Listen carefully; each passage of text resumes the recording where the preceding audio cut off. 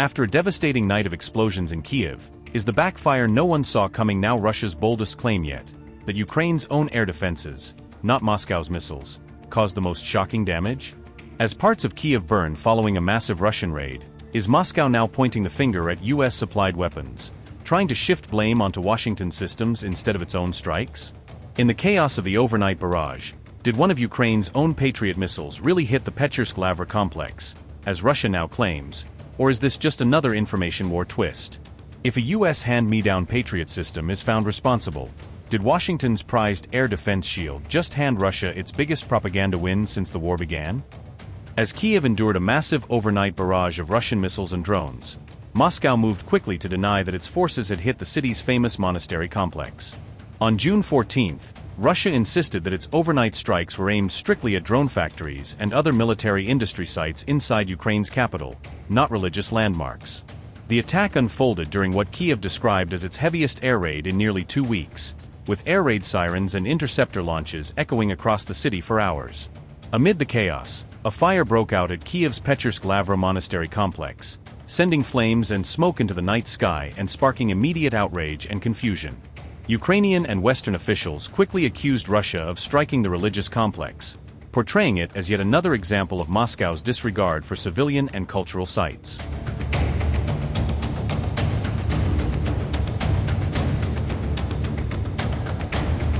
Russia's defense ministry has flatly rejected claims that its forces targeted the monastery, insisting that no Russian missile was aimed at the Pechersk Lavra. Instead, Moscow claims that a US-made Patriot interceptor missile struck the site during Ukraine's own air defense actions, implying friendly fire rather than a deliberate hit. The ministry says, citing what it calls confirmed reports, that the damage to the complex came from a Patriot missile, not from any Russian offensive weapon. Russia has gone further, alleging that Western-supplied missiles past their service life may have malfunctioned, suggesting this could be the reason the interceptor veered into the monastery. Russian Defense Ministry said, and I quote, "The armed forces of the Russian Federation do not plan or carry out strikes against civilian infrastructure." According to confirmed reports, the complex of buildings at the Kyiv Pechersk Lavra was struck by a missile from the American Patriot air defense system. One possible reason for the malfunction of this system could be that Western countries supplied the Kyiv regime with missiles that had expired. Unquote. Moscow maintains that its missile and drone strikes were aimed exclusively at Ukraine's war industry, including production lines and storage sites that support Kyiv's frontline forces. Russia further claims the operation successfully hit multiple drone production facilities in Kyiv, presenting the raid as a calculated blow against Ukraine's ability to wage long-range attacks.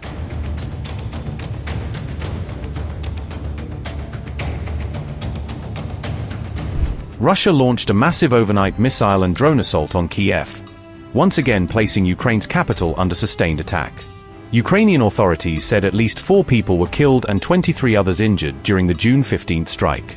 Preliminary reports indicate that Russia used more than 50 missiles alongside nearly 500 drones in one of the war's largest aerial barrages.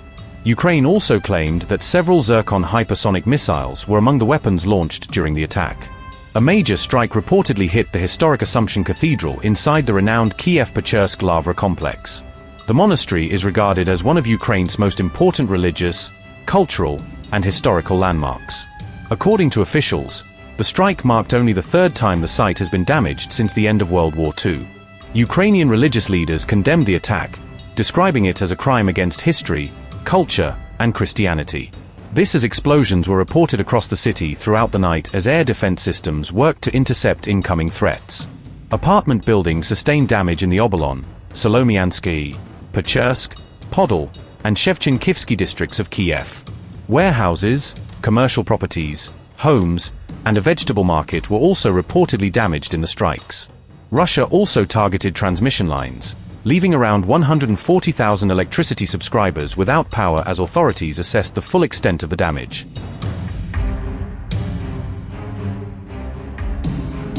Russian drones also reportedly struck the Kharkiv Art Museum on June 14, injuring 6 people and causing significant damage to the historic site. The attack triggered a major fire that spread across more than 1,200 square meters of the building, according to local officials. Emergency crews and volunteers worked through the night to rescue thousands of artworks from the burning museum. The museum houses more than 25,000 cultural items, including works by prominent Ukrainian and Russian artists. Everything most valuable from our collection has been moved out. We evacuated the museum items representing the greatest value in several stages. But considering that the collection numbers over 26,000 items, of course, part of the collection was in the building. How much was damaged and what was damaged, I cannot say yet. Officials described the incident as another attack on Ukraine's cultural heritage and historical legacy. It is terrible when Russia strikes our history. It is terrible that the art museum was damaged. Today, our task is to ensure that these paintings saved today are preserved for our future. Russian drone strikes also hit the Sumy region, injuring 3 people, including a child, according to local authorities. In Dnipro, officials reported at least 1 person injured and significant damage, including the destruction of a college building. The attacks came after Ukraine had warned in recent days about the possibility of a new large-scale Russian strike campaign. The latest wave of strikes comes as Moscow continues to face reported troop shortages and mounting pressure on its armored forces and tank reserves. With the war in Ukraine showing no signs of ending, Russia is reportedly facing a growing challenge in maintaining troop recruitment levels. Russia is said to be offering substantial financial incentives in an effort to attract new soldiers into its armed forces. Advertisements across the country reportedly promise signing bonuses of around $80,000 for individuals who enlist in military service. Some recruits are also allegedly being offered debt relief packages worth up to $140,000 as part of enlistment incentives. These recruitment campaigns are being widely distributed through billboards and social media platforms, targeting primarily young men across the country. Despite these offers, recruitment is reportedly down by around 20% in the first quarter of 2026, according to cited assessments. Analysts told CNN that recruitment has continued to struggle even as financial incentives and enlistment bonuses have increased significantly. Traditionally, the Kremlin has relied on its population size and industrial base to sustain a prolonged war of attrition. However, experts say that strategy is now being tested by sustained battlefield losses and growing long-term economic pressure. For now, Russia has reportedly been relying on multiple manpower sources, including former prisoners and foreign recruits. This comes as estimates suggest that hundreds of thousands of Russian soldiers have been killed or wounded since the start of the conflict. Millions more Russians have reportedly left the country to avoid conscription, according to a CNN report. The resulting manpower shortages are also said to be pushing up wages and contributing to rising domestic inflation. Despite high pay offers, reports indicate that many potential recruits remain reluctant due to harsh frontline conditions. Allegations have emerged regarding poor treatment of soldiers and pressure to accept high-risk combat assignments. As Russia continues to grapple with a manpower crisis, President Vladimir Putin is facing yet another growing battlefield and domestic challenge.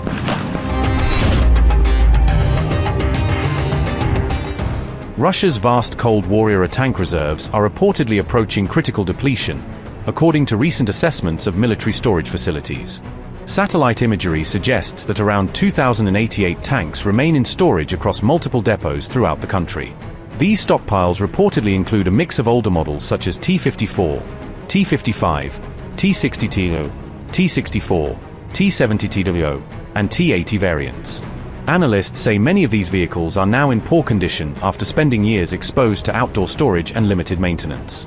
The 904th storage base has reportedly become an important transit hub, with tanks being moved out toward frontline units as losses continue.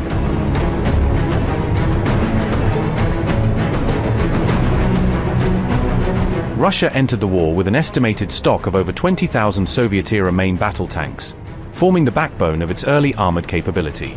However, a significant portion of these vehicles had already been scrapped or sold off in previous decades, steadily reducing the size of usable reserves. Russian armored forces have also suffered heavy losses due to the widespread use of modern anti-tank weapons deployed by Ukraine. In the early stages of the war, large numbers of tanks were reportedly destroyed or captured during intense frontline engagements. In response, Russia has increased domestic tank production to around 280 to 300 units per year to help replenish battlefield losses. This marks a notable rise compared to pre-war output, but it still remains far below Soviet-era industrial capacity. Analysts note that the Soviet Union once produced up to 4,000 tanks annually at the height of the Cold War. Current production levels are still considered insufficient to fully replace ongoing combat losses and expanding frontline requirements.